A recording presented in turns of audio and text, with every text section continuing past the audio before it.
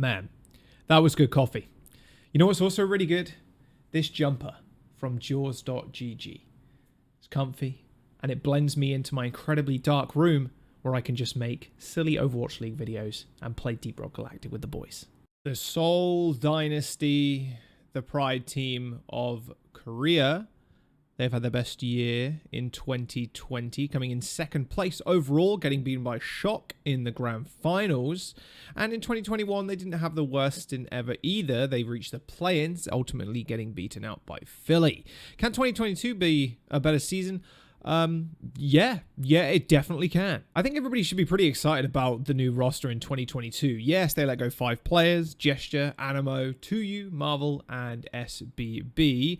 And with the lack of Jonak, unfortunately, due to personal reasons, it does, on the surface, I guess, leave them in a bit of a weird situation with the support line. But we'll talk about that in a minute, because I don't think that's really a point to worry about. I mean, really, these shoes are massive to fill if you're someone like Vindime, but having Smurf on the roster is pretty insane.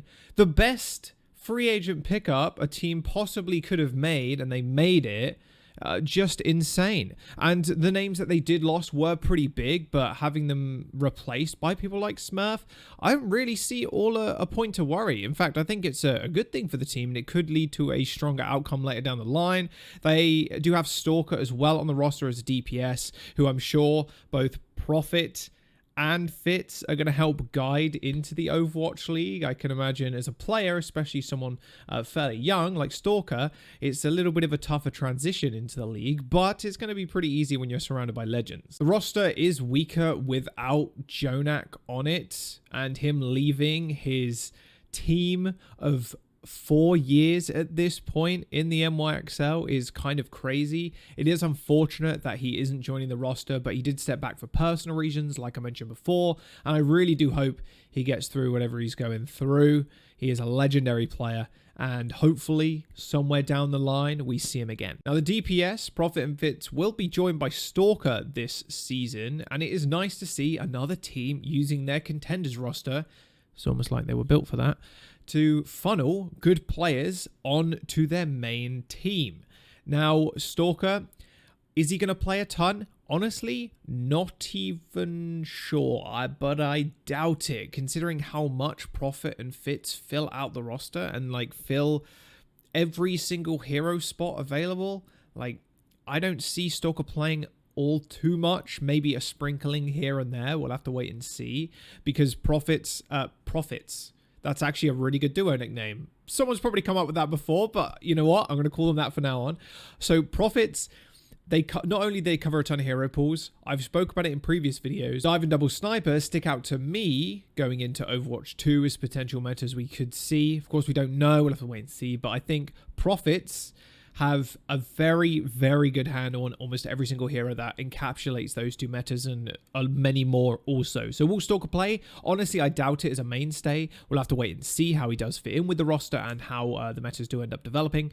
But for the time being, I think Stalker is going to be there as a more of a backup and not used fully. I think Profit and Fitz will be in the roster a little bit more permanently. Although, to be fair, picking up a projectile player, I think, is a very big thing. They're like gold dust. They're rarer than third age armor at this point. He is a good player and is a proven carry as a DPS. And putting him on the roster of Seoul, like, they have a juggernaut of a DPS lineup. It's kind of scary, honestly. I mean, I think only Shanghai Dragons at this point have a scarier DPS lineup than Seoul. Now, the tanks. Smurf has joined the roster. What a godlike pickup from the Seoul Dynasty. One of the best free agents that was on the market in the off-season. Seoul have acquired. Yes, they've lost 2U and Gesture, but I don't think that'll matter, to be honest with you.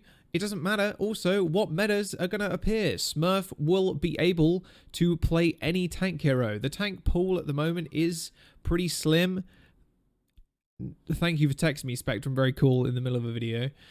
The tank hero pool is pretty slim compared to things like DPS hero pools currently. And with the new tanks coming in, Smurf isn't not going to master them. Like, he is going to be able to carry the team from the tank role. What an unreal pickup from the Seoul Dynasty. Now, this is starting to evolve into a team where you're like, okay, maybe top 2 and contending for top 1 in the APAC region. Now, the supports, not going to talk about Jonak.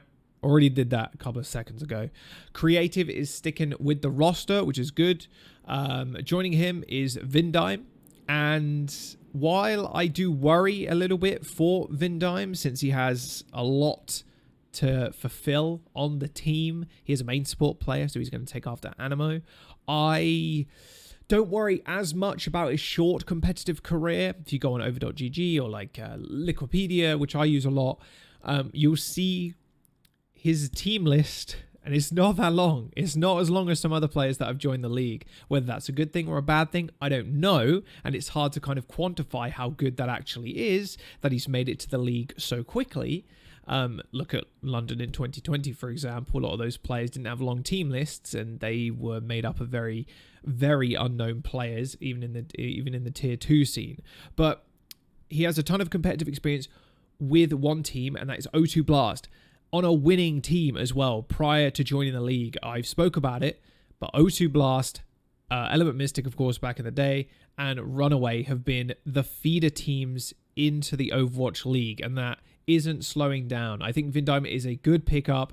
It's going to take him a little while to sell into the league, but there is one person that is going to help him do that above all others. On a small note, I do think there is an issue with weak and inexperienced support lines coming into the league, as they'll get feasted on by veteran DPS players and tank players. Like, the support role is the backbone of the team, and people call it that for a reason. The only way to get healing in the game, I guess if you're Soldier, sure, you get healing field, but you can't really rely on that all the time, you know what I'm saying? But supports are easily feasted upon if they are inexperienced and weak. No, in no way am I saying Vindime is weak. It's just a small note and something to kind of think about when you're looking at rosters.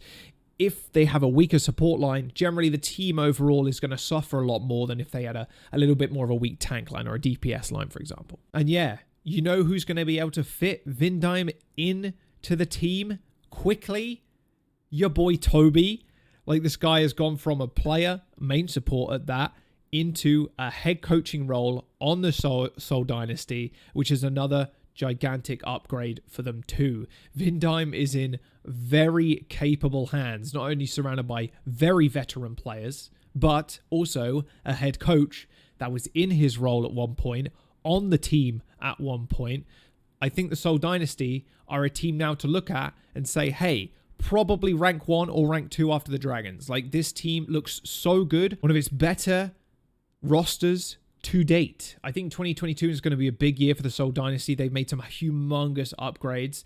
Going into 5v5, it's always very speculative in terms of the tank role, but picking up Smurf is like the best possible outcome you could have hoped for if you're not keeping some of your other godlike tanks. But Smurf is one of the best tanks in the league, if not the best main tank in the league. There is no way you can turn your nose up at that. Seoul Dynasty are going to have a heck of a year in 2022. I expect them to be contending with the Dragons for that top 1 spot. Anything less than top 2, honestly, is a failure from the Seoul Dynasty.